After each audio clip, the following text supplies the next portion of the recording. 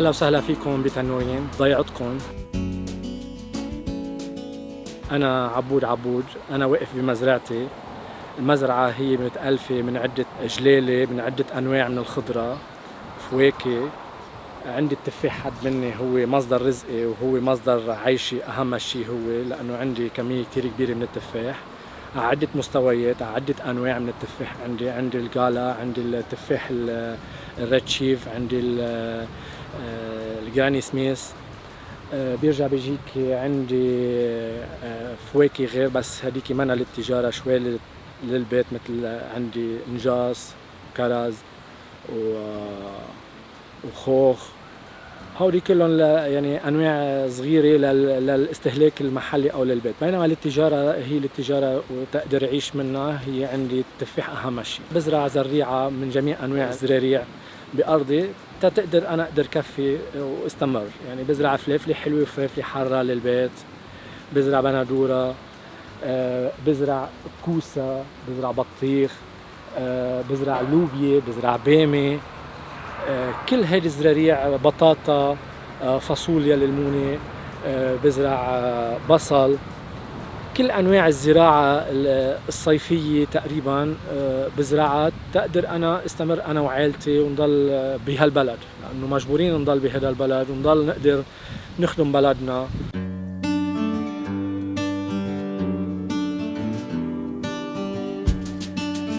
أنا مواطن لبناني بالنتيجة، ومواطن تنوري. تعلمت وتربيت وقعدت بتنورين، ما تغربت ولا طلعت برات المنطقة مثل ما بيقولوا.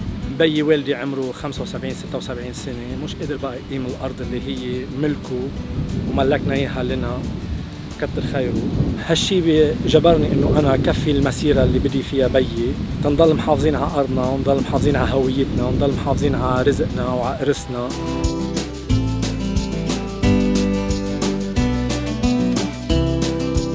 بستان هو كناية عن تقريبا أكثر من 1000 نصبة تفاح. هال1000 نصبة تفاح والأكثر هن بدهم عناية مستمرة، مش كل السنة.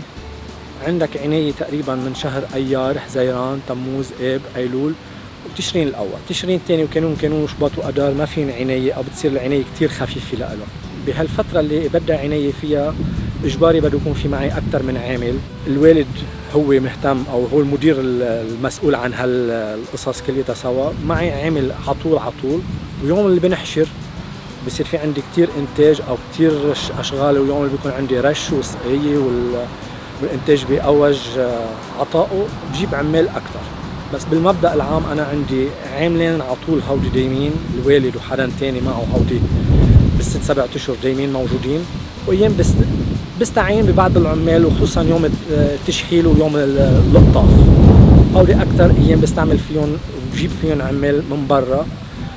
كناية هني عن شهر زمان بين القطاف والتشحيل، تقريبا مدته شهر. بكون معي 7 عمال بهذا الشهر، شهر القطاف وشهر التشحيل وشهر المواسم.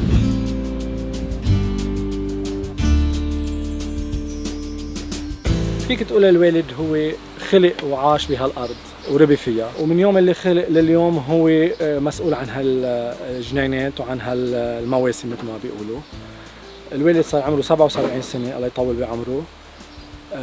ولا يوم اشتغل برات هيدي المنظومة، منظومة التفاح والخضرة والأرض.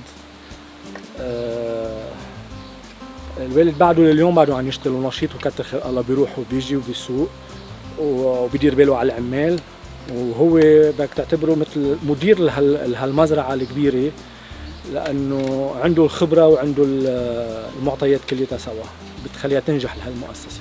أنطونيوس حنا عبود من تنورين. لبنان ما في أجمل منه، لبنان ما في أحلى منه، لبنان ما في أغنى منه. زراعة يا صديقي، نحن كنا قبل ما كان في تفاح كنا نزرع القمح وكنا نزرع البطاطا. كنا هون تنورين تحتها نزرع التوت ونعمل عز وقمح وبطاطا ولوبيا وتوم وبصل وزريع. من جميع الزريع كنا نزرعها، والحمد لله ربينا عيالنا من وراء الزراعة، من وراء شغلنا، من وراء تعبنا. كتر خير الله، الله يعطي الناس مثل ما الله عطانا. لأنه مشينا بتقوى الله ومشينا الطريق الصحيحة، الطريق الصحيحة بتوصلك، طريق الغلط بتوقعك، وقد ما بتعطيها بتعطيك هي دبل بدبل الأرض. ما في أغنى من الأرض، أغنى شيء بالعالم هي الدنيا هي الأرض. هيدي جوزة كتير كبيرة عمرها تقريبا شي 55 سنة، بي زراعة. هيدي الجوزة كل سنة بتعمل بين ال 5000 وال 6000 حبة جوز، هي بتغذي الأربع خمس بيوت اللي هن أهلي وخيي وأنا. ما بنعتز أبدا نوع من المكسرات لأنه موجودة عنا، ما بنشتريهم. في عنا هيدا التفاح هو تفاح الموشح، في عندي هيدي الخوخة اللي فوق اللي اسمها جوهرة، حد منها الدراقة. أنا مزارع تفاح، أنا ما بصدر لبرا لأنه ما عندي الإمكانية، بس أنا داخليا فيي صدر، يعني فيي نزل على سوق الخضرة إذا بدي، فيي إذا حدا حابب هو يشتري صندوقة أو 10 أو 5 من نص أبو بالطالع بصير في تفاح من جميع أنواع التفاح، الجولدن والستاركن والجالا وغيره.